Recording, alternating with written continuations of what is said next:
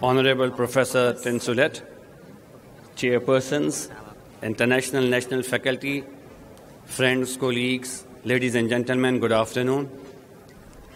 I'm very grateful to MMDA for inviting me. I was just listening to the inaugural speech by Professor Tinsulet, and he was mentioning that MMDA is only 4-year-old. By the organization, by the symposium, by the rich faculty, and by the number of participants, it looks like 40-year-old already. And I congratulate you for the tremendous effort you must have put in 4 years' time to have this large symposium and event organized. Please accept my heartiest congratulations and from Pakistan and from international faculty in this regard.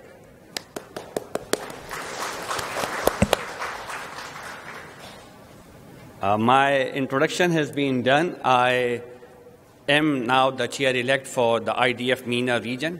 MENA region is in fact Middle East and North Africa, so it involves 22 countries from Pakistan up to the Middle East, and then North Africa, which is Libya and Morocco and Egypt, etc. The reason I am showing this slide is only to make people know why I have been invited to talk on current status of diabetes care in Pakistan. I'll take you through these 5 headings, which are screening and prevalence, prioritization strategies, capacity building, management updates, and finally with some future directions. Just a few minutes ago, Professor Tinsulet has shared the numbers in Myanmar, which are like 2.5 million diabetics, 5 million IGTs. We have similar numbers in Pakistan. But right now, we are redefining the prevalence and screening in Pakistan. So for screening, what we are suggesting, that is still the gold standard diagnostic and screening test in Asians is modified GTT. We know the pressures coming from the Western world, especially across the Atlantic, etc., to use HbA1c as the diagnostic criteria, but we in our parts of the world yet have to have an evidence before moving to HbA1c. So what we are suggesting is that regional national studies are required before it can be included in national guidelines. We having 7 million diabetics are right now having a survey done, which is National Diabetes Survey in Pakistan, and we are having these parameters: fasting blood glucose, 75-gram glucose load, HbA1c, and fasting lipid profile, along with the anthropometric measurements. And this is part of the Pakistan Medical and Research Council.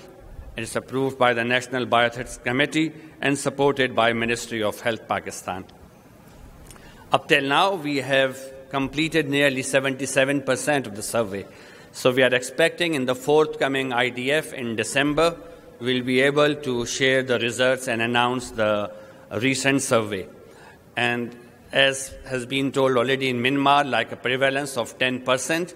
In fact, we are, up till now, the preliminary results are getting more than 10% of diabetes and nearly the same figures of 20% for IGT and IFG. And I think it's no surprise. Wherever the recent data are coming up in Asian parts, the numbers are going higher and higher.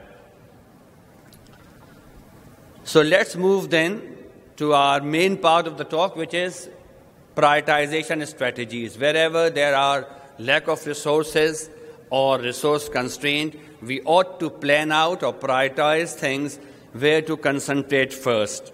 So what we did quite a few years ago, and this is sharing my experience, we looked at the IDF consultative sections, and they had 3 priorities: diabetes education, diabetic foot, and diabetes in children.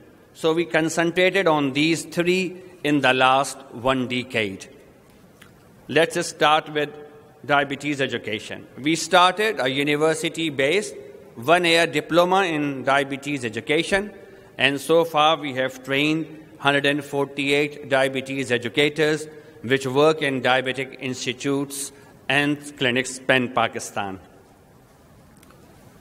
We were given international recognition of our diabetes education, and so when IDF decided to select 6 centers of excellence of diabetes education in 2009, We are proud to have our center as one of those 6 centers. CFIRM, caring for well-being.